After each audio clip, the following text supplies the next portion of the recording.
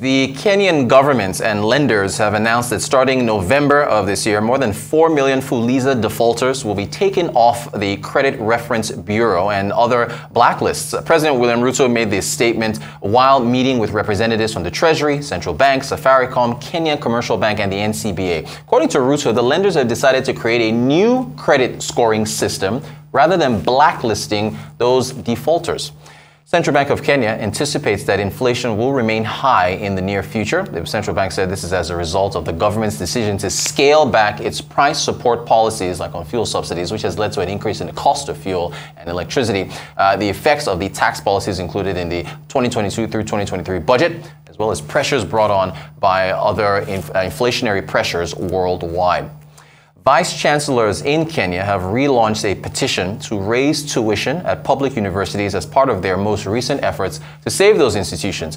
Top university administrators are pushing for an increase in fees for the incoming first-year class, according to a memo from the Ministry of Education. To address problems with cash flow that have impacted service delivery, the officials had earlier suggested raising tuition costs for new students by 3x from the current rate of 16,000 shillings to 48,000 shillings. And speaking of raising rates, President William Ruto has revived a plan to impose more taxes on Kenya's top earners and the super wealthy, approving the implementation of a wealth tax that has been stalled in Parliament for the previous 4 years. In his inaugural address to the House, the president informed the audience that his administration would prefer to levy taxes on money amassed by the wealthiest Kenyans rather than from workers and traders. Joining us to discuss further from Nairobi, investment analyst Kalya Kiptoni. Kalya, good afternoon to you. Thank you so much for joining us. So I want to start with President Ruto and this proposed wealth tax. Can he get it through Parliament when it stalled over the past 4 years? Hi, Ruto. Thanks for having me. Yeah, I think he can push it through Parliament. We've seen that he already has the numbers in Parliament, and this was seen during the election of the speakers in both houses. The Kenya Kwanza Alliance won the speaker seat. So if he does want to push it, I think there will be enough numbers for him to be able to push it. The question is on the intricacies of the details and how exactly he's planning to have a tax carried out. Okay, now assuming he was to get it passed, it's, if you increase taxes on the wealthiest, it discourages investment. Do you think that would happen where wealthier Kenyans would cease to invest as much, maybe take their money overseas? I think that's one risk for risky investors to take their money overseas. But I think the bigger impact, especially when you look at it from the real estate side, maybe even looking at the stock market. If the stock market, from the stock market perspective, if they decide to have a graduated scale, let's say, of the amount of investment they have, then probably we're going to see a lot of flight away from the market, which is not something that we want to see.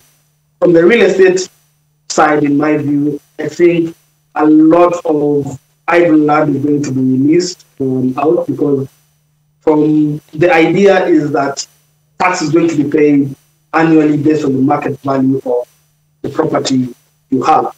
So if you have a lot of idle land, then it is best for you either to dispose of it or make it useful, either planting or developing something.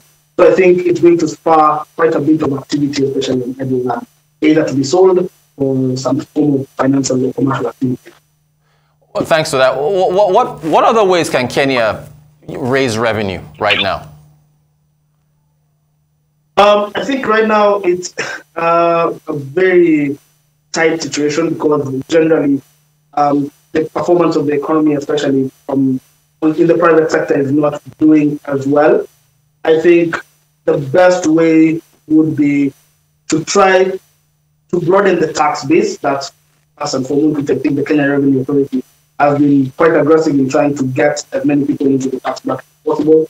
So that's the first thing. But in my view, the next thing that the government should do is to just help ease doing business. If people are able to do business, then they're able to collect more from VAT, for instance, and these other tax methods other than payee and corporate capital.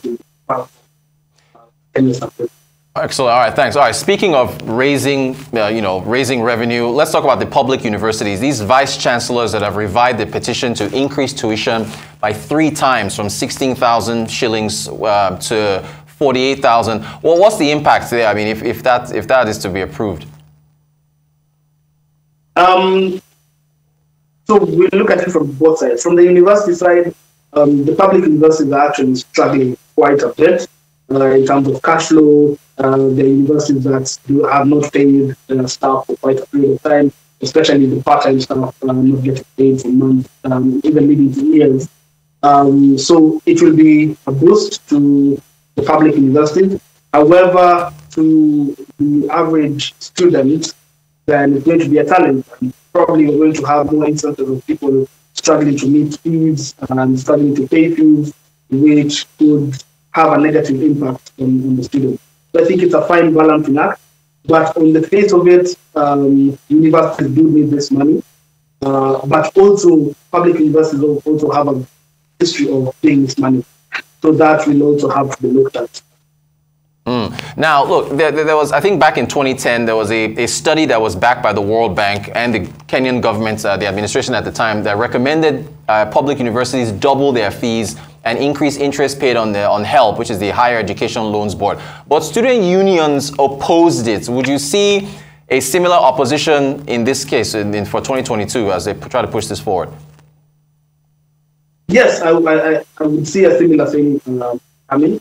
However, I don't know whether I should say fortunately or unfortunately, student unions currently are not as strong or as vocal as they used to be 10 years back, I think, back.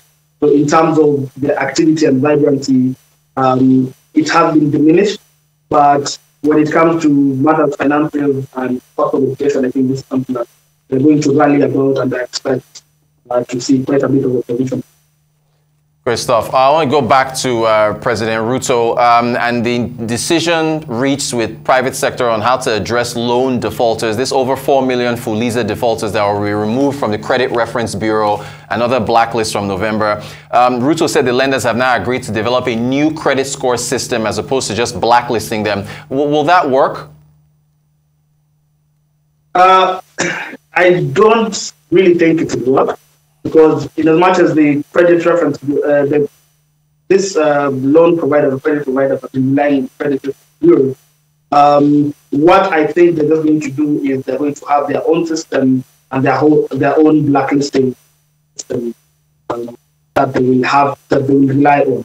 So even for the people who, let's say, they haven't removed from the credit reference bureau, I think they will also find it harder to access credit going forward based on their history. Okay, so yeah, go ahead. Sorry, and I think you can rely on, even when you look at the interest rate cap, that plan to move those Fuliza defaulters to a new list that's being created may not work because of the high default risk that they already pose to the banking system with respect to loans being given out there. So interesting news again coming from the East African giant Kenya. Kalya Kiptoni is our investment analyst in Nairobi that's been speaking to us about the latest coming out from Kenya.